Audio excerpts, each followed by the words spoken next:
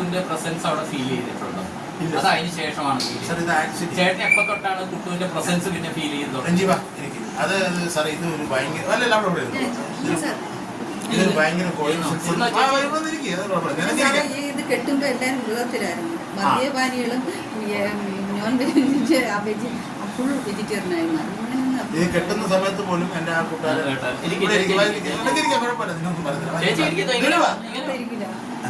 അവിടെ ഇരിക്കില്ല ചേച്ചി, അതുപോലെ ഇരിക്കും പുള്ളി നിന്നോടും. ആ എന്നാ ശരി, ഞങ്ങൾ താഴെ വരാം.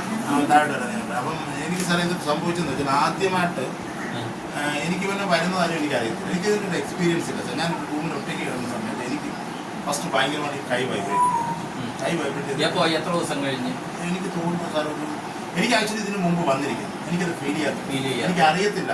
എനിക്ക് തോന്നുന്നു ഇവൻ ഇപ്പോൾ ഒരു 4-5 മാസം കഴിഞ്ഞപ്പോൾ എനിക്ക് തീർച്ചയായിട്ടും ഇത് വന്ന് കാണണം. പക്ഷെ എനിക്കത് അറിയത്തില്ല. ഇതിങ്ങനെ തുടർക്കഥ ആയ സമയത്ത് എന്നിട്ട് ഇവൻ എൻ്റെ അടുത്ത് വരുന്നത് സംസാരിക്കുന്നതൊക്കെ എനിക്ക് ഫീൽ ചെയ്യുന്നുണ്ട്. ഇവൻ കുറേ കാര്യങ്ങൾ, പക്ഷെ അതൊന്നും ഞാൻ മുകളിലേക്ക് എടുത്തില്ല. കാരണം എൻ്റെ വെറും മനസ്സിൻ്റെ തോന്നൽ മോൻ പോയിട്ട് വിഷമം എന്ന് പറഞ്ഞാൽ ഞാൻ അതിനെയൊക്കെ അങ്ങ് തള്ളിക്കളഞ്ഞു. ഒരു ദിവസം ആദർശ്യമായിട്ട് ഇങ്ങനെ വന്നപ്പോൾ പെട്ടെന്ന് ഇവൻ വരുന്ന സമയത്ത് എനിക്ക് കൈ ഉറക്കി എൻ്റെ ശരീരത്തിൽ കൊണ്ട് കറണ്ട് അടിക്കുള്ളൂ. ആ ഒരു ഫീൽ വരെ ഇവിടുത്തെ ഒരു നരമ്പ് ഇങ്ങനെ പിടിക്കും. അപ്പോഴെനിക്ക് പെട്ടെന്ന് ഒരു ദിവസം എനിക്ക് തോന്നി എൻ്റെ കയ്യിൽ ഒരു കൈ കിടന്ന് എന്നെ ഇവിടെ ഇങ്ങനെ പിടിക്കും. ഭയങ്കര ഇഷ്ടമുള്ളത് എൻ്റെ താടി ഉണ്ടായിരുന്നു. എനിക്ക് താടിയിൽ ഇങ്ങനെ പിടിച്ചിട്ട് ഇവനെടുത്ത് ഓരോ കാര്യങ്ങൾ പറയാൻ അച്ഛാ എനിക്ക് പോകുന്ന സമയത്ത് അച്ഛനൊന്ന് കാണാൻ പറയുകയാണ് സാർ. ലൈവായിട്ട് പറയുകയാണ്. അത് നമ്മുടെ മനസ്സൊരു വേറൊരു തലത്തിലായിരിക്കും സാർ. എനിക്ക് അവനോടൊന്നും പറയാനൊന്നും പറ്റില്ല. ഞാൻ ഇങ്ങനെ കേൾക്കുന്നത് നമ്മളിങ്ങനെ ആരും പറയുന്നവർക്ക് ഇങ്ങനെ ഈ ഒരു എന്തോ ഒരു ലോകത്ത് നമ്മൾ ഒന്നും അറിഞ്ഞോ എല്ലാം മറന്നൊരു അവസ്ഥ ഉണ്ടാവുമല്ലോ സാർ. അത് മരണോദ്യമായ അവസ്ഥ എന്നാണെങ്കിൽ പറയാം. നമുക്കൊന്നും അറിയത്തില്ല, ചുറ്റുപാടും എന്ത് നടക്കണമെന്ന് അറിയാൻ പറ്റത്തില്ല. ചുറ്റുപാടിന് ഒരാളൊന്നും നമ്മൾ അടിച്ചാൽ പോലും എനിക്ക് കേൾക്കത്തില്ല. ഇവനിങ്ങനെ എന്നോട് പറയണം. ആദ്യമായിട്ട് ഞാൻ പറഞ്ഞ് എനിക്ക് വരുന്നു പറഞ്ഞാൽ വെച്ചാൽ ഞാൻ പോകുന്ന സമയത്ത് എനിക്ക് അച്ഛനുണ്ട് കാണാൻ പറ്റും. അപ്പം എനിക്ക് എന്തൊക്കെ പറയണമെന്ന്, പക്ഷെ എനിക്കൊന്നും പറയാൻ പറ്റുന്നില്ല. ഞാനിങ്ങനെ കളിക്കണം. ഇതിലാകുമ്പോൾ ഞാൻ കുഴപ്പമില്ല അച്ഛൻ, എന്നാലും ഞാൻ അച്ഛൻ്റെ കൂടെ തന്നെ കാണും. എവിടെ പോയാലും ഞാൻ അച്ഛൻ്റെ കൂടെ കാണും. ഇങ്ങനെ ഓരോ കാര്യമില്ല എന്നോട് ഒന്ന് പറയും. പക്ഷെ ഇതൊന്നും രാവിലെ എണീക്കുമ്പോൾ എനിക്ക് ഒരു ഓർമ്മയും കാണും. ഞാൻ വന്നതായിട്ടും ഞാൻ എവിടെയെങ്കിലും പോയി ഇങ്ങനെ ഡ്യൂട്ടി സമയത്ത് ഇങ്ങനെ ഇരുന്ന് ഇങ്ങനെ ആലോചിക്കുമ്പോഴത്തേക്ക് എൻ്റെ മൈൻഡിൽ വരും. ആ കുട്ടി ഇന്നലെ രാത്രി വന്ന് അല്ലെങ്കിൽ ഞാൻ എന്തെങ്കിലും സ്റ്റാറ്റസിൽ എടുക്കുന്ന സമയത്ത് ഞാൻ ഇടുന്ന സ്റ്റാറ്റസ് എൻ്റെ കയ്യിൽ നിന്നൊക്കെ പോകും. ഇവനായിട്ട് വന്ന് ഒരുപാട് കാര്യങ്ങൾ അതിനിടയിൽ അപ്പോഴാണ് എനിക്ക് കിട്ടി തുടങ്ങി ഇവൻ്റെ ഫീലിംഗ്. അങ്ങനെ ആയ ഒരു 8-9 മാസം കഴിഞ്ഞതിന് ശേഷം ഇപ്പം റീസെൻ്റ് വന്നിട്ട് എന്ത് പറ്റി, ഈ ഒരു വൈബ്രേഷനോ കാര്യങ്ങളൊന്നുമില്ല. പിന്നെ ഈ കൈ ഇവിടെ ഭയങ്കരമായിട്ട് അങ്ങ് ചോദിക്കും വരുന്ന സമയത്ത്. അപ്പോൾ ഇവിടെ നമ്മൾ ഇവനെ കാണാൻ വേണ്ടി വണ്ടിയിൽ പോകുന്ന സമയത്ത് ഞാൻ കൈ കയറിയപ്പോൾ അങ്ങോട്ട് വന്നു പറയും. അപ്പം ചൊറിയപ്പോൾ എനിക്ക് മനസ്സിലാവും മോൻ വന്നിട്ടുണ്ട്. എനിക്കിത് ഇവിടെ ഒരു ചെറിയൊരു തരിപ്പോയി സാർ. ഇതിങ്ങനെ ബ്ലഡ് ഇങ്ങനെ ഈ രണ്ട് ഇപ്പോഴെനിക്ക് കിട്ടുന്നതാണ് കറക്റ്റായിട്ട് അവൻ പോകുന്നത്. എന്തെങ്കിലും നമ്മൾ ഇവർ പറഞ്ഞ ഈ കാര്യങ്ങളൊക്കെ ഞാൻ ഇവരോട് സംസാരിച്ചുകൊണ്ടിരിക്കുന്ന സമയത്ത് ഇപ്പോൾ ഫോണിൽ ഞാനിപ്പോൾ ചേച്ചിയോട് സംസാരിച്ചുകൊണ്ടിരിക്കുന്ന സമയത്ത് ഇവൻ ഓട്ടോമാറ്റിക്കായിട്ട് എൻ്റെ അടുത്ത് വന്ന് എൻ്റെ മനസ്സ് അവനങ്ങ് എടുക്കണം. പിന്നെ പറഞ്ഞ പല കാര്യങ്ങളും അവനാ പറയുന്നത്, ഞാനല്ല പറയുന്നത്. അതെനിക്ക് മനസ്സിലാവും. ഞാൻ പറയാൻ ഉദ്ദേശിക്കുന്ന കാര്യം ഇവ എന്നെ കൊണ്ട് പറയിപ്പിക്കുക. പക്ഷേ ഇത് പറയും അത് പറയാം അങ്ങനെ ഇവനിങ്ങനെ നമ്മളെ പറഞ്ഞ് ഇങ്ങനെ ഓരോ കാര്യങ്ങൾ ഇങ്ങനെ പറയിപ്പിക്കുക. ഇത് വല്ലാത്തൊരു ഇതാണ് സാർ. ഞാൻ പറഞ്ഞില്ല ഇപ്പം നമുക്കത് അവൻ വരുന്ന സമയത്ത് ഇപ്പം എനിക്ക് കറക്റ്റാണ് അറിയാൻ പറ്റും.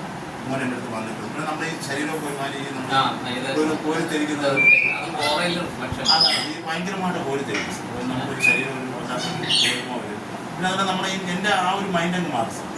മൈൻഡ് എൻ്റെ മറ്റേ മൈൻഡ് ഭയങ്കരമായിട്ട് ചൂടുള്ള മൈൻഡാണ്. പക്ഷേ ഇവൻ വന്നു കഴിഞ്ഞാൽ എൻ്റെ മൈൻഡ് ഭയങ്കര വളരെ ഈ കൊച്ചു കുട്ടികളെ ഒരു മൈൻഡുണ്ടല്ലോ സാധാരണ ഞാനങ്ങ് മാറും.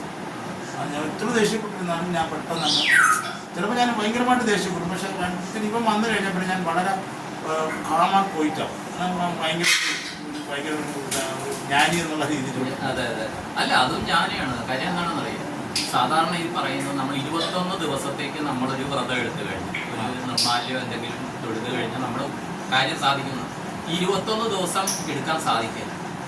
എന്തെങ്കിലും മുടക്കം വരും. പിന്നെ ആ മുടക്കം വന്നിട്ട് അതും തരണം ചെയ്ത് പോകണം. അങ്ങനെ പോയ ആൾക്കാരുണ്ട്. ചില വിരലി മുറിഞ്ഞ് അതൊക്കെ വെച്ച് കെട്ടി പോയവരുണ്ട്. പക്ഷേ ഈ കുട്ടുവിനെ സംബന്ധിച്ചിടത്തോളം 65 ദിവസം ശിവക്ഷേത്രത്തിൽ പോയി നിർമ്മാല്യം, അതും ഇവിടെ നിന്ന് 10 കിലോമീറ്ററോളം ദൂരമുള്ള സ്ഥലമാണ്. ഞങ്ങളിപ്പോ അതിന്റെ മുമ്പിൽ കൂടിയാണ് വന്നത്. അതാണ് ഞാൻ ചേട്ടനോട് ചോദിച്ചത്, ചേട്ടാ ആ സ്ഥലത്താണ് ഈ കുട്ടി പോയിക്കൊണ്ടിരുന്നത്. വേറെ കാര്യം എന്ന് പറഞ്ഞാൽ ഇവൻ ഈ തൊഴുത് തുടങ്ങിയ സമയത്ത് എൻ്റെ കൂട്ടുകാരനാണ് കൂടെ നോക്കിക്കൊണ്ട് ഞാൻ അവനോട് പറഞ്ഞത് നീ ഇവനെ എങ്ങനെ തട്ടി മാറ്റാം. കാരണം ഒന്നാമത് നീറ്റ് പ്രിപ്പയർ ചെയ്തിട്ടുണ്ട്. രണ്ടാമത്തെ കേസ് നമുക്കറിയാം ഞാൻ കൊച്ചുകൂടെ ശ്രീകണ്ഠേശ്വരത്ത് 41 അല്ലെങ്കിൽ 61 41 നമ്മൾ പറയുന്നത് 41 രൂപ ആരെ സമ്മതിക്കത്തില്ല. എന്തെങ്കിലും ശിവൻ തട്ടി മാറ്റും. അത് ചരിത്രമാണ് സാർ. വളരെ റെയർ കേരളങ്ങൾ സാറെ നാളെ അവിടെ പോകണമെങ്കിൽ അയ്യായിരം തിരക്കുന്നു നമ്മൾ ചേട്ടാ അവിടെ 41 രൂപ പറ്റും. അവർ പെട്ടെന്ന് അവർ നന്ദപ്പെട്ട് നോക്കിയിട്ട് പാടാണെന്ന് പറയും. നമ്മളെ ഈ തിരുവനന്തപുരംകാരുടെ ഒരു സംസാര വിഷയമാണ്. ശ്രീകണ്ഠേശ്വരത്ത് 41 രൂപ പാടാണ്. 41 നമ്മൾ പറയുന്നത്. എനിക്ക് ഈ ഒരു പേടിയുണ്ട്. കാരണം ഇവിടെ എൻ്റെ അമ്മൂമ്മ വയസ്സായിരിക്കുന്നു, അമ്മൂമ്മ വയസ്സായിരിക്കുന്നു, എന്തെങ്കിലും മരണമോ കാര്യങ്ങളും വന്നാൽ ഇത് മുടക്കം വരില്ല സാർ. ഞാൻ ഇവൻ്റെ അടുത്ത് ഇവരെന്തെങ്കിലും ആക്സിഡൻറ്റ് സംഭവിക്കും, ഇത് പേടിയാണ്. പക്ഷെ ഇവനൊരു 10 കഴിഞ്ഞപ്പോഴത്തേക്കും പിന്നെ പറയുന്നത് ക്രൈസായി.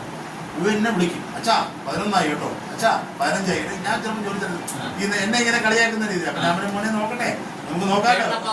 ഞാൻ ചിലപ്പോൾ കൊല്ലത്ത് ഡ്യൂട്ടിയിലായിരിക്കും. അപ്പം ഞാൻ കേൾക്കുമല്ല സാർ, അവിടെ ആയിരിക്കും. അപ്പം ഇവൻ ഇങ്ങനെ എന്നെ ഇങ്ങനെ ഇട്ട് ഇങ്ങനെ വൈബ്രേറ്റ് ചെയ്യും. പക്ഷെ ഒരു 35 കഴിഞ്ഞപ്പോഴത്തേക്ക് പിന്നെ ഭയങ്കര കോൺഫിഡൻ്റ് ആയി. 41 ഇവൻ അന്ന് അവിടെ ആറാട്ടാ സാർ. ഇന്ന് ഭഗവാനെ വെളിയിൽ കൊണ്ടുപോയിട്ടാണ് അകത്ത് കയറി. എന്നിട്ട് അവൻ വിട്ടില്ല. അവൻ പറഞ്ഞ് ഇനി വെളിയിലല്ല ഭഗവാനെ എവിടെ കൊണ്ടുപോയെന്ന് പറഞ്ഞാലും ശരി. അപ്പോൾ ഞാൻ പറഞ്ഞാൽ നീ ഇന്ന് 6 മണിക്ക് പോയാൽ മതി, 6 മണിക്ക് ഭഗവാൻ അകത്ത് വരുന്നത് ഇല്ലച്ചാ. ഞാൻ 3 മണിക്ക് അവിടെ പോയിരുന്നില്ല. കാരണം ഇവൻ്റെ പേടി പിന്നെ മുടക്കി കളയുമെന്ന് നമ്മൾ ഇവൻ്റെ ഇത് പറഞ്ഞുകൊണ്ടിരിക്കുകയാണ്. പറ്റത്തില്ല മുടക്കും. അപ്പോൾ ഇവൻ്റെ മൈൻഡ് ഇങ്ങനെ കിടക്കാണ്. ഇവൻ അവിടെ പോയി മെനക്കെട്ടിരുന്ന് 3:30 മണിക്ക് അവിടെ ഇരുന്ന് മണിക്കൂറുകളോളം ഇരുന്നിട്ടാണ് അവൻ തോന്നുന്നത്. ഭയങ്കര സാർക്ക് അവനെന്തോ ഒരു ലഹരി കിടക്കാൻ നമ്മളൊന്നും പിടിച്ചെടുത്തൊന്നും തോന്നുന്നത്. അതൊക്കെ തൊഴുത് കഴിഞ്ഞപ്പോൾ ഇവൻ്റെ മുഖമൊക്കെ ഭയങ്കരമായിട്ട് അവൻ ചൈതന്യമാണ്. നമ്മളിപ്പോഴാണ് ശ്രദ്ധിക്കുന്നത്. ഇപ്പോഴാണ് ഫോട്ടോ അവൻ പോകുന്നതിന് 1 മാസം മുമ്പെടുത്ത ഫോട്ടോ താഴെ വെച്ചിരുന്ന വെള്ളം കറക്റ്റ് 1 മാസം അവൻ വീട്ടിന് വേണ്ടി എടുത്തത്. അപ്പോൾ ആ ഫോട്ടോ കാണിക്കുന്ന പറയുമ്പോൾ എൻ്റെ കണ്ണൊക്കെ നമ്മൾ വിചാരിക്കുന്നതിനെക്കാട്ടിലേക്ക് പിന്നീടാണ് നമ്മൾ ചെയ്യുന്നത്. പക്ഷേ ഇതിന് ശേഷം ചേട്ടൻ ശ്രീകണ്ഠേശ്വരം പോയിട്ടുണ്ടോ? ഇല്ല. ഞാൻ മോൻ പോയിട്ട് ഞാൻ സത്യം പറഞ്ഞ സാർ പോയിട്ടില്ല. പക്ഷെ ശിവന്റെ എന്തെങ്കിലും സ്വപ്ന ദർശനം അല്ലെങ്കിൽ ശിവൻ അടുത്ത് വന്നതായിട്ട് ചേട്ടൻ ഫീൽ ചെയ്തിട്ടുണ്ടോ? ഇല്ലെങ്കിൽ കുട്ടു ശിവന്റെ അടുത്ത് നിൽക്കുന്നതായിട്ട് എന്തെങ്കിലും ഫീൽ ചെയ്തിട്ടുണ്ടോ? ഞാനിതൊരു സ്വപ്നം കണ്ടിട്ടില്ല. അടുത്ത് നിൽക്കുന്നതായിട്ട് ഇവൻ എൻ്റെ അടുത്ത് വരും, സംസാരിക്കും. പക്ഷെ ഇതുവരെ ഞാൻ അവൻ്റെ സ്വപ്നം കണ്ടത് അതൊരു വലിയൊരു ഫാക്ടർ. ഞാനും അവൻ്റെ അമ്മയോ ഇതൊരാണ് സ്വപ്നം കണ്ടത്. പക്ഷേ ഇവൻ എൻ്റെ അടുത്ത് വരുന്നുണ്ട്, സംസാരിക്കുന്നുണ്ട്. അതെല്ലാം എനിക്ക് അറിയാൻ പറ്റും രാത്രി കാലങ്ങളിൽ. പിന്നെ ഇതിൻ്റെ ഒരു വിഷയം എന്ന് വെച്ചാൽ ഞാൻ ഇവൻ പോയി ഒരു 4-5 ദിവസം കഴിഞ്ഞ് ഞാൻ ശിവനോട് ഒറ്റ ചോദ്യം ചോദിച്ചു. അവനെ ഞാൻ നിനക്ക് വേണ്ടി ഇതൊക്കെ ചെയ്തിട്ടുണ്ട്, നീ എന്തിനാണ് എന്നോട് ഇത് ചെയ്തത്? എനിക്ക് ഇനിയും മനസ്സിലാവും. അതുകൊണ്ട് ഞാൻ ടോട്ടലി ഞാൻ ഈ ഒരു ദൈവം എന്നൊരു കോൺസെപ്റ്റ് തന്നെ ഉപേക്ഷിക്കുന്നത്. ആരോടും ഒരു വിരോധവും ഇല്ല. ഞാൻ എൻ്റെ വീട്ടിൽ നിന്ന് ഒരു ദൈവങ്ങളെ പോലെ എടുത്ത് മാറ്റിയിട്ടില്ല. എല്ലാവരും അവിടെ തന്നെയാണ്. ഞാൻ ദൈവത്തിനോട് പറഞ്ഞിട്ട് ഞാൻ ഇനി ആ ഒരു കോൺസെപ്റ്റോട് പോകുന്നില്ല. കാരണം നമുക്ക് പറ്റിയില്ല സാർ, എനിക്ക് അങ്ങനെ പറയാൻ തോന്നി. പക്ഷേ ഞാനതിന് എൻ്റെ മോനോട് ഒരു ദിവസം ചോദിച്ചു, മോനെ അച്ഛൻ ഭയങ്കര ദൈവവിശ്വാസിയായിരുന്നു. ഇപ്പം എനിക്ക് അച്ഛനോട് പണ്ടൊക്കെ അമ്പലം കാണുമ്പോൾ നമ്മളിങ്ങനെ തൊഴും. എനിക്ക് അങ്ങനെ പോലും തൊഴുവാൻ പറ്റുന്നില്ല. എന്താണെന്ന് ചോദിച്ചാൽ അതിൻ്റെ മറുപടി അവൻ എനിക്ക് വേറെ ആൾ തോന്നുന്നു. അതായത് ഒരു സെൽവോ എന്ന് പറഞ്ഞൊരു പൂജാരി, പുള്ളി യാദൃച്ഛികമായിട്ട് ഒരു ദിവസം എന്നെ വിളിച്ചിട്ട് ഞാൻ പുള്ളിയോട് സംസാരിക്കുന്നുണ്ട്. പുള്ളി ഞാൻ ഈ കുട്ടൂനോട് ചോദിച്ച ആൻസർ പുള്ളി എനിക്ക് തന്നു. പുള്ളി എന്നോട് പറയാം, ചേട്ടാ ഇപ്പം അമ്പലത്തിൽ പോവാതെയും ഒക്കെ ഇരിക്കുന്നതിൻ്റെ കാര്യം എന്താണെന്ന് അറിയുമോ? ഇല്ല ചേട്ടൻ ഈ ജന്മത്തിൽ അമ്പലത്തിൽ എത്രത്തോളം പോകണം അത് കഴിഞ്ഞു. ഓരോരുത്തർക്കും ഒരു നിയോഗം ഉണ്ടാവുമല്ലോ സാർ. അപ്പോൾ പുള്ളി അതിനൊക്കെ എന്നോട് ഈ ഒരുപാട് ദൈവത്തിനെ വിളിക്കുന്നവർക്ക് കഷ്ടതകൾ കൊടുക്കുന്ന കാര്യമുണ്ടത്. അത് അവനെ കഷ്ടതകൾ അനുഭവിച്ച് തീർക്കണം. അല്ലെങ്കിൽ അടുത്ത ജന്മത്തിൽ വീണ്ടും ഓരോ കഷ്ടതകൾ അനുഭവിക്കാൻ അതിനൊക്കെ എന്നാണ് പുള്ളി ഇത് ആ ഒരു മൈൻഡിലാണ് എന്നോട് പറഞ്ഞത്. ചേട്ടൻ ഈ ജന്മം എത്രത്തോളം ദൈവങ്ങളെ പൂജിക്കണമായിരുന്നു, അല്ലെങ്കിൽ അതൊക്കെ ചേട്ടൻ്റെ കർമ്മം കഴിഞ്ഞു. അതുകൊണ്ടാണ് ചേട്ടൻ അങ്ങനെ തോന്നാത്തത്, അല്ലാതെ വേറൊന്നും കൊണ്ട് തോന്നാത്തത്. പുള്ളി എന്നോട് കറക്റ്റായിട്ട് പഠിച്ചത്. കുട്ടി എന്നോട് പറഞ്ഞൊരു ഭയങ്കരമായ ഒരു കാര്യമുണ്ട് സാർ. ഞാനിപ്പോൾ സാറിനോട് മാത്രമാണ് ആദ്യമായിട്ടാണ് സാറിനോട് ഷെയർ ചെയ്യുന്നത്. ഇവൻ എന്നോടൊരു പറഞ്ഞൊരു പോയിന്റ് ഓഫ് അതിപ്പം കറക്റ്റാണ് സാർ. കാരണം ഇവൻ എന്നോട് പറഞ്ഞു, എനിക്ക് അച്ഛനെ എൻ്റെ അടുത്തോട്ട് കൊണ്ടുപോകും. എന്നോട് ഒന്ന് വളരെ ഫ്രാങ്കായിട്ട് പറയാം, എനിക്ക് അച്ഛനെ എൻ്റെ അടുത്തോട്ട് കൊണ്ടുപോകും. അതിന് വേണ്ടിയാണ് ഞാൻ അച്ഛനെ കൊണ്ട് ഈ കാര്യങ്ങളൊക്കെ ചെയ്യിപ്പിക്കുന്നത്. കാരണം അച്ഛൻ അത് ചെയ്യുമ്പോൾ അതിൻ്റെ പുണ്യം അച്ഛനും കൂടെ കിട്ടണം. പിന്നെ ഇവൻ പറഞ്ഞ വേറൊരു വ്യൂ പോയിന്റ്, അത് എനിക്ക് ആദ്യമായിട്ടുള്ളൊരു അറിവാണ് സാർ. ഇവൻ പറയുന്നത് വെച്ചാൽ സാർ, നമ്മളിപ്പോൾ ഈ ഭൂമിയിൽ കുറേ അന്നദാനം നടത്തിയത് കൊണ്ടോ കുറേ ആളുകൾക്ക് ഡ്രസ്സ് കൊടുത്തുകൊണ്ടോ കുറേ പൈസ വരി കൊടുത്തുകൊണ്ടോ അതൊന്നും നമ്മുടെ ഈ ജന്മത്തിലെ പുണ്യകർമ്മം അല്ലെന്നാണ് പറയുന്നത്. പുണ്യകർമ്മം എന്ന് പറയുന്നത് നമ്മുടെ ഉള്ളിലുള്ള ഒരു പവറുണ്ടല്ലോ, നമ്മൾ ഒരു ആത്മാവെന്ന് വേണമെങ്കിൽ നമുക്ക് പറയാം സാർ. അതിനെ വിഷമിക്കുന്ന അങ്ങനെയുള്ള മനസ്സുകളെ നമ്മൾ എത്രത്തോളം നല്ല കാര്യങ്ങൾ പറഞ്ഞ് അതിനെ ഡൈവേർട്ട് ചെയ്ത് സന്തോഷിപ്പിക്കുന്നു, അതാണ് ഈ പരലോകത്തുള്ള ഏറ്റവും വലിയ പുണ്യ പ്രവൃത്തി എന്നാണ് അവൻ പറയുന്നത്. അതുകൊണ്ടായിരിക്കും ഒരുപക്ഷെ അവൻ എന്നെ ഈ മീഡിയേറ്ററായിട്ട് തിരഞ്ഞെടുത്ത് എനിക്ക് തോന്നുന്നതാണ് സാർ. കാരണം അവൻ എന്നോട് പറഞ്ഞു അച്ഛനെ ഞാൻ എൻ്റെ അടുത്ത് കൊണ്ടുവരും, എനിക്കത് അച്ഛനെ കൊണ്ടുവന്നേ പറ്റും. അപ്പം ഞാൻ അവനോട് ഇതൊക്കെ കഴിഞ്ഞ ഒരു ദിവസം ഞാനിങ്ങനെ മനസ്സിൽ ചോദിച്ചു, അച്ഛൻ അതിനുള്ള എന്ത് ക്വാളിറ്റിയാണ് മോനെ ഉള്ളത്? അച്ഛൻ അങ്ങനെയുള്ള ഒരു സ്പിരിറ്റായിട്ടുള്ള ഒരു കാര്യങ്ങൾ ഞാനൊരു മെഡിറ്റേഷൻ ചെയ്യുകയോ കുറേ ദൈവവിശ്വാസിയായിരുന്നു എന്നല്ലോ ഉപരി ഞാനൊരു ദിവസം കൊണ്ട് ഞാൻ മെഡിറ്റേഷൻ ഒന്നും ചെയ്തിട്ടില്ല. അങ്ങനെയുള്ളൊരു കാര്യം ചെയ്തിട്ടില്ല. അപ്പൊ അത് ഞാൻ അവനോട് ചോദിച്ചത് ചോദ്യം, പക്ഷെ അവനവൻ എനിക്ക് ആൻസർ തന്നിട്ടില്ല. പക്ഷെ അവൻ ഇങ്ങനെയുള്ള കാര്യം എന്നോട് പറഞ്ഞു, അച്ഛനെ ഞാൻ എൻ്റെ അടുത്തോട്ട് കൊണ്ടുപോകും, അതിന് വേണ്ടിയാണ് ഞാൻ അച്ഛനെ ഒരു മീഡിയേറ്ററായിട്ട് തിരഞ്ഞെടുത്തത്. അച്ഛനെ അവൻ എനിക്ക് ഉറപ്പാണ് സാർ, എൻ്റെ മുമ്പ് പറഞ്ഞിട്ടുണ്ടെങ്കിൽ അവനെല്ലാം ആ തലത്തിൽ ചോദിക്കട്ടെ. ചേട്ടൻ ഇടയ്ക്ക് പറഞ്ഞിരുന്നു ഒരു മാസം മുമ്പ്, കാര്യം കുറെ പേരെ കാര്യങ്ങൾ അവരെ ചേട്ടനെ കാണിച്ചിട്ട് അവരോട് അത് പറയണം ഇത് പറയണം, അതിൽ ചില ആൾക്കാരെ ചേട്ടന് കിട്ടി, ചില ആൾക്കാരെ കിട്ടിയിട്ടില്ല എന്ന് പറഞ്ഞിട്ടാണ് ഞാൻ പിന്നെ എന്റെ യൂട്യൂബിൽ ഇങ്ങനെ ആരെങ്കിലും കുട്ടൂനെ മനസ്സിൽ വിചാരിച്ചിട്ട് എന്തെങ്കിലും ഉണ്ടെങ്കിൽ അവർ പറയണമെന്ന് പറഞ്ഞാൽ 4-5 പേരുടെ പറഞ്ഞു. അപ്പൊ അതിന്റെ കണക്ഷൻ കിട്ടി. അത് കൂടാണ്ട് വേറെ ആരെങ്കിലും ചേട്ടന് കിട്ടിയ ഇപ്പോഴും എനിക്ക് തരുന്നുണ്ടാവും. പക്ഷെ ഇതൊക്കെ ചെന്ന് അവസാനിക്കുന്ന സാർ ഈ തരുന്നില്ല പേരുകളും അല്ലെങ്കിൽ വേറെ എൻ്റെ കുറെ ഫ്രണ്ട്സ് എന്നോട് ചോദിക്കുന്നുണ്ട്, ഇതെല്ലാം ചെന്ന് അവസാനിക്കുന്നത് അതിലോട്ടാണ് സാർ. ഇപ്പം ഈ സുജാത ചേച്ചിയുടെ കാര്യം തന്നെ അവൻ എന്നോട് പറഞ്ഞ സംഭവം ഞാനിപ്പോൾ അത് ഓർത്തെടുക്കുന്നു. കാരണം ഇങ്ങനൊരു സുഖമില്ലാത്തൊരവസ്ഥയിൽ ഒരാൾ അത് കഴിഞ്ഞാണ് ഞാൻ ചേട്ടനോട് പറയുന്നത്. അത് ഞാൻ സാറിനോട് പറഞ്ഞത് സാറേ, എനിക്ക് അറിഞ്ഞുകൂടാത്ത കുറേ ആത്മാക്കളൊക്കെ എല്ലാവരും കണക്ട് ആവാൻ ശ്രമിക്കാമെന്ന് പറയുന്നുണ്ട്. പേരും അല്ലെങ്കിൽ പേര് പറയും, അല്ലെങ്കിൽ വിഷമം പറയും, അല്ലെങ്കിൽ അസുഖം പറയും, ഇങ്ങനെയൊക്കെയാണ് ആവുമെന്ന് പറയുന്നത്. അച്ഛാ ഇതാണ് സംഭവം, ഇതാണ് സംഭവം, ഇതാണ് സംഭവം. ഇവർ ഈ ഒരുപാട് കാര്യങ്ങൾ പറയുമ്പോൾ ഒന്നും നമ്മുടെ മൈൻഡിൽ നിന്നൊക്കെ കുറേയൊക്കെ അങ്ങ് പോകും സാർ. പക്ഷേ സാറിപ്പോൾ കുറേ നമ്പറുകൾ എനിക്ക് തോന്നുന്നു ഞാൻ ഇവരോട് കണക്ട് ആകുമ്പോൾ എനിക്ക് ഓർത്തെടുക്കാൻ പറ്റുന്നത് ഇവൻ ഇതിനെ പറ്റിയാണല്ലോ എന്ന് പറഞ്ഞത്. അങ്ങനെ ഒരുപാട് കാര്യങ്ങൾ സാർ, ഒരുപാടെന്ന് പറഞ്ഞാൽ ഏകദേശം കുറേ കാര്യങ്ങൾ പറയുന്നതിനൊക്കെ എനിക്കിപ്പോൾ ഒരുപാട് കണക്ഷൻ കിട്ടുന്നുണ്ട്. സാറത്തിലും കിട്ടുന്നുണ്ട്, അല്ലാതെയും കിട്ടുന്നുണ്ട്. പിന്നെ നമുക്ക് ചില സമയങ്ങളിൽ ചില തോന്നലുകളുണ്ടാവും മനസ്സിൽ, ചില തോന്നലുകളായിട്ടാണ് ഇത് വരുന്നത്, മനസ്സിലാണ് ഇത് അത് തന്നെ സാർ കറക്റ്റ്. പക്ഷെ ആദ്യമൊന്നും നമുക്കിത് വിശ്വസിക്കാൻ പറ്റത്തില്ല സാർ, നമ്മൾ ബിലീവ്ലെസ് അല്ല. ഞാൻ പറയുമ്പോൾ ഇതെങ്ങനെ എനിക്ക് പറ്റുന്നത്, ഞാൻ ഒന്നുമില്ല ചുമ്മാ.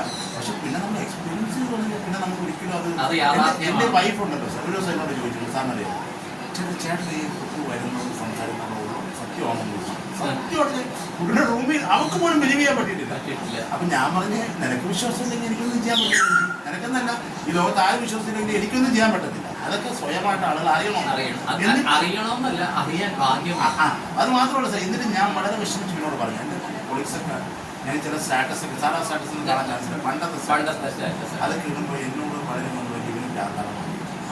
എനിക്ക് എന്നോടല്ല എൻ്റെ ഫ്രണ്ട്സിനോട് വേറെ പറ്റുമ്പോൾ അവനാ കൊച്ചു പോയതിൻ്റെ എന്തോ കിളി പോയെന്നൊക്കെ പറയില്ലേ എന്ന് പറഞ്ഞിരുന്നു. പക്ഷേ അതിനുള്ള മറുപടിയാണ് സാർ അവൻ അപാർട്ട്മെന്റ് സാർ പറഞ്ഞില്ലേ, ഓപ്പണായിട്ട് ചെയ്യേണ്ട രഹസ്യമായിട്ട് ചെയ്യാമെന്ന് വിചാരിക്കുന്ന കാര്യം അവൻ ഓപ്പണാക്കി ചെയ്യിപ്പിച്ചുവെങ്കിൽ അവൻ്റെ അച്ഛൻ തെറ്റല്ലാന്ന് അവൻ കാണിക്കണമല്ലോ. അവൻ്റെ അച്ഛനാണ് ശരി. അത് എൻ്റെ ഒരു മോൻ അതിൽ പോലെ നമുക്ക് എന്ത് സന്തോഷമാണ് സാർ. പക്ഷെ ആ സമയത്തുണ്ടല്ലോ ഈ രോഗി സാർ എന്നോട് പറയുന്നുണ്ട് ഇങ്ങനെ കുട്ടുവിന്റെ അച്ഛൻ പറഞ്ഞു. അപ്പൊ നമ്മൾ പരിചയപ്പെട്ടിട്ടൊന്നുമില്ല, കുട്ടുവിന്റെ വീഡിയോ പോലും ഇപ്പൊ ഞാൻ ശരിക്കും കണ്ടിട്ടില്ല. കുട്ടുവിന്റെ അച്ഛൻ പറഞ്ഞു ഇങ്ങനെ കുട്ടുവിന്റെ പ്രസൻസ് അവിടെ കാണും, കസേര ഇടണമെന്നൊക്കെ പറഞ്ഞു. പക്ഷെ 4 മണി കഴിഞ്ഞപ്പോ ആ ടൈം 4 മണി കഴിഞ്ഞപ്പോഴത്തേക്കും എനിക്ക് പ്രസൻസ് ഫീൽ ചെയ്യാൻ തുടങ്ങി. പക്ഷെ അത് കുട്ടുവാണ് എന്ന് എനിക്ക് ഉറപ്പ് പറയാൻ പറ്റുന്നില്ല. പക്ഷെ ഇവിടെ വന്നപ്പോ അത് കുട്ടുവാണെന്ന് എനിക്ക് മനസ്സിലായി. അപ്പൊ തന്നെ എന്നോട് ഈ രോഗി സാർ ഈ 4 മണി കഴിഞ്ഞിട്ട് സ്റ്റേജിലാണ്, ശ്രദ്ധിച്ചു നോക്കും. 4 മണി കഴിഞ്ഞിട്ട് അദ്ദേഹം താഴെ, അത്രയും നേരം താഴെയാ. രാവിലെ 10 മണിക്ക് പരിപാടി തുടങ്ങി, ഈ 4 മണി വരെ ഇദ്ദേഹം താഴെയാ, മുകളിൽ കയറിയിട്ടില്ല. പക്ഷെ 4 കഴിഞ്ഞ് ഈ ഗംഗ ചേച്ചി സംസാരിക്കുമ്പോൾ ഇടയ്ക്ക് മുകളിൽ കയറി ഇദ്ദേഹം ഇറങ്ങിയിട്ടില്ല. അപ്പോഴാണ് ഇടയ്ക്ക് ഇദ്ദേഹത്തിന്റെ അടുത്ത് ഞാൻ കസേര ഏതാണെന്ന് ചോദിച്ച് കസേര ഇട്ടു. അപ്പൊ ജസ്റ്റ് ഞാൻ തേങ്ങ വെച്ച്, അത് നേരത്തെ ഞാൻ പറഞ്ഞത് രോഗി സാറിനോടും പറഞ്ഞത്, മറ്റേ പ്രദീപ് സാറുണ്ട് അദ്ദേഹത്തിനോടും പറഞ്ഞത്. അപ്പൊ അതുകൊണ്ടാണ് ഈ ഗണപതിയുടെ കാണിച്ചത്. ആ ഗണപതിക്ക് വെച്ച തേങ്ങ, നോക്കിയ തേങ്ങ തന്നെയാണ് കുട്ടുവിന്റെ പ്രസൻസ് നോക്കാൻ എടുത്തത്. ദൈവത്തിന് വെച്ചത് തന്നെയാണ് എടുത്തത്. മനസ്സിലായി? കാര്യം ദൈവത്തിന് വെച്ചത് എടുത്താല് പിന്നെ കാണണമെങ്കിൽ ആ ദൈവ തുല്യന അതിനൊപ്പമോ നിൽക്കുന്ന ആൾക്കേ കിട്ടത്തുള്ളൂ. ആ അവിടെ കൊണ്ടുപോയത്, പക്ഷെ ദൈവത്തിന് വെച്ചത് ആ ബാക്കിൽ വന്നിട്ടില്ല, അത് നോക്കിയത് വന്നിട്ടില്ല, അത് വന്നേക്കും ചിലപ്പോ. പക്ഷെ അത് കൊണ്ടുപോയത് അടുത്ത് കൊണ്ടുപോകുമ്പോ തന്നെ പ്രസൻസ് മനസ്സിലാക്കുക. അത് ഞാൻ ഈ കസേരയുടെ കാര്യം എനിക്ക് അറിയത്തില്ല. ഞാൻ യാദൃശ്ചികമായിട്ട് എന്നെ അത് പറഞ്ഞു, അച്ഛാ ഞാൻ അവിടെ പോകും, എനിക്കൊരു കസേര. ഇതൊക്കെ നമ്മൾ സാറിന് ആലോചിക്കാം, നമുക്ക് ഒരു എക്സ്പീരിയൻസ് ആയിട്ട് കൂടി ചിന്തിക്കാം. ഞാനും സത്യം പറഞ്ഞ ഇങ്ങനെയാണ് വരുവാണ്, എന്നാ വരികയാണെങ്കിൽ നമുക്കൊന്ന് ടെസ്റ്റ് ചെയ്ത് നോക്കാന്നുള്ള മനോഭാവത്തിൽ യാഥാർത്ഥ്യം ഞാൻ തുറന്നു പറയാം. പക്ഷെ അത് കഴിഞ്ഞപ്പോൾ എനിക്ക് മനസ്സിലായി അത് ആ ഒരു സംശയം വരാനും അത് അവിടെ ശരിയാണെന്ന്. കാര്യം ഞാൻ വിശ്വാസത്തോടെ ചെയ്തു കഴിഞ്ഞാല് ഓക്കെ വിശ്വാസം. പക്ഷെ അവിടെ വന്നു ആ പ്രസൻസ് മനസ്സിലാക്കി തന്നു. സത്യം അന്ന് വரைക്കും കുട്ടു എന്താണെന്ന് സാറിന് അറിയത്തില്ല. അത് കഴിഞ്ഞാണ് ഞാൻ കുട്ടുവിന്റെ ഇതൊക്കെ കാണുകയും ബാക്കിൽ രോഗി സാറിന്റെ അടുത്ത് ഞാൻ പറഞ്ഞു കുട്ടുവിനെ കുറിച്ചുള്ള വീഡിയോകൾ കംപ്ലീറ്റ് ഒരു പ്ലേലിസ്റ്റാക്കണം. കാര്യം ഇദ്ദേഹം സംസാരിച്ചിട്ടുണ്ട്, മറ്റേ എന്താണ് സെൽവൻ ചേട്ടൻ സംസാരിച്ചിട്ടുണ്ട്, രോഗി സാർ സംസാരിച്ചിട്ടുണ്ട്, ജോർജ് മാത്യു സാർ സംസാരിച്ചിട്ടുണ്ട്. അങ്ങനെ ബാക്കി ആരൊക്കെ സംസാരിച്ചോ അതൊക്കെ കൂടി കുട്ടുവിൻ്റെതായിട്ടൊരു പ്ലേലിസ്റ്റ് ചെയ്യണമെന്ന് ഞാൻ പറഞ്ഞിട്ടുണ്ട്. ചെയ്തോന്ന് അറിയില്ല. ടോട്ടലി അവൻ്റെ ഒരു വ്യൂ പോയിന്റ് ആയിരുന്നു. അവൻ്റെ അച്ഛനെ ആരൊക്കെ എങ്ങനെയൊക്കെ പറഞ്ഞിട്ടുണ്ട് അവർക്കൊരു വിശ്വാസം. അതവൻ അതൊക്കെ ചെയ്തുകൊണ്ടിരിക്കുകയാണ്. അത് മാത്രമൊന്നും അല്ല സാർ. ഇവൻ നമ്മൾ വിചാരിക്കുന്നതിനെക്കാട്ടിയും അതീതമാണ്. വേറൊരു കാര്യം അവൻ എന്നോട് പറഞ്ഞത് സത്യമാണെന്ന് എനിക്ക് അറിയത്തില്ല. നമ്മൾ മനുഷ്യർ പിൻകാലത്തെ പറ്റിയാണ് ചിന്തിക്കുന്നത്, കഴിഞ്ഞു പോയ വഴികളെ പറ്റിയാണ്. പക്ഷെ ഇവർ മുൻകാലങ്ങളായിട്ടുണ്ട്. അവനോട് പറഞ്ഞു അച്ഛൻ നമ്മൾ ചിന്തിക്കുന്നത് മുൻകാലങ്ങളിൽ നാളെ എന്ത് നടക്കുമെന്ന് ഇവർക്ക് അറിയാൻ പറ്റും. ഇതൊരു ഭയങ്കര എൻ്റെ ബന്ധുക്കൾക്ക് ആപത്ത് വരുന്നവരുടെ മുൻകൂർ മുൻകൂർ പറഞ്ഞ അച്ഛൻ അത് നടക്കുകയും ചെയ്യും. ഇല്ല, നടന്നിട്ടില്ല സാർ. ഞാൻ അപ്പം തന്നെ വിളിച്ച് അവരുടെ അടുത്ത് കാര്യം കാരണം നമുക്കൊരു രക്ഷപ്പെടാനുള്ള മുന്നറിയിപ്പായിരിക്കും. ചിലപ്പോൾ അത് പിരിയത്തിൽ കൊള്ളാനെ കൊണ്ട് കണ്ണി കൊള്ളേണ്ടത് പിരിയത്ത് കൊണ്ട് പോകാനായിരിക്കാം. അവനോട് വിളിച്ചു പോകാം. ഞാൻ അപ്പം തന്നെ വിളിച്ചു. ഞാൻ ഇതായിട്ട് പറഞ്ഞില്ല. ഞാൻ സുഖമാണോ, ഞാൻ പെട്ടെന്ന് വിളിച്ചു. സുഖമാണോ എന്നുള്ള കാര്യം അപ്പം ഞാൻ എൻ്റെ പുള്ളിയെ വിളിച്ച് വേറൊരാളെ വിളിച്ചിട്ട് പറഞ്ഞു ശ്രദ്ധിക്കാൻ പറയാം. പുള്ളിയെടുത്ത് പറയാൻ ചിലപ്പോൾ പുള്ളി അക്സെപ്റ്റ് ചെയ്യുന്നില്ല. എല്ലാവരും എല്ലാ മൈൻഡോടും എടുക്കത്തില്ല. ഞാനൊന്ന് നൈസ് കോട്ടി പറഞ്ഞു വെച്ചു. കാരണം നമ്മൾ അറിഞ്ഞ കാര്യം നമ്മൾ ഷെയർ ചെയ്യണം സാർ. നാളെ നമുക്കൊരു ഫീൽ വരാൻ പറ്റും. നമ്മൾ ഒരുപാട് കാര്യങ്ങൾ നമുക്കിപ്പോൾ ചെയ്തു തരുന്നുണ്ട്. നമ്മൾ എവിടെയെങ്കിലും പോകുമ്പോൾ ഇപ്പം സാറിന് പറഞ്ഞാൽ ഇന്ന് ഞാൻ പറയണേ 13-ാം തീയതി വിഷുവിൻ്റെ അന്ന് ഞാൻ ഡ്യൂട്ടിയിലായിരുന്നു സാർ. ഇവൻ്റെ അമ്മയും ഇവൻ്റെ മാമനും കൂടെ പോയി ഇവൻ്റെ സമാധി പോയിട്ട് ഇവർ വിഷു കഴിഞ്ഞിട്ടൊക്കെ വെച്ച് പൈസയൊക്കെ വെച്ചിട്ട് ഞാൻ ഡ്യൂട്ടിയിലാണ്, എനിക്ക് പോകാൻ പറ്റും. 13-ാം തീയതി നൈറ്റ് പോയി എൻ്റെ അടുത്ത് വന്നിട്ട് പറഞ്ഞു എനിക്കറിയണ്ട, എനിക്ക് അവിടെ കൊണ്ടത് വിഷു കഴിഞ്ഞിട്ട് വെച്ചേക്കില്ല. ഇങ്ങനെ തന്നെയാണോ അവൻ പറഞ്ഞത്? അതായത് എങ്ങനെയാണോ ചേട്ടൻ പോയില്ല, ഞാൻ പോയില്ല, ഞാൻ ഡ്യൂട്ടിയിലായിരുന്നു. ഇവരെണ്ടും പോയി വെച്ചിട്ട് വന്ന് ഇവിടെ എന്നെ വിളിച്ചും പറഞ്ഞു. എൻ്റെ അടുത്ത് വന്ന് 13-ാം തീയതി നൈറ്റ് വന്ന് പറയാം അച്ഛൻ നമ്മൾ അച്ഛനും മോനും പണ്ട് സംസാരിക്കുന്ന രീതി എനിക്കതൊന്നും അറിയണ്ട, എനിക്കങ്ങ് വിഷു കഴിഞ്ഞിട്ട് കൊണ്ട് വെച്ചേക്കണമെന്ന് പറഞ്ഞു. ആ സ്റ്റണ്ണായിപ്പോയി.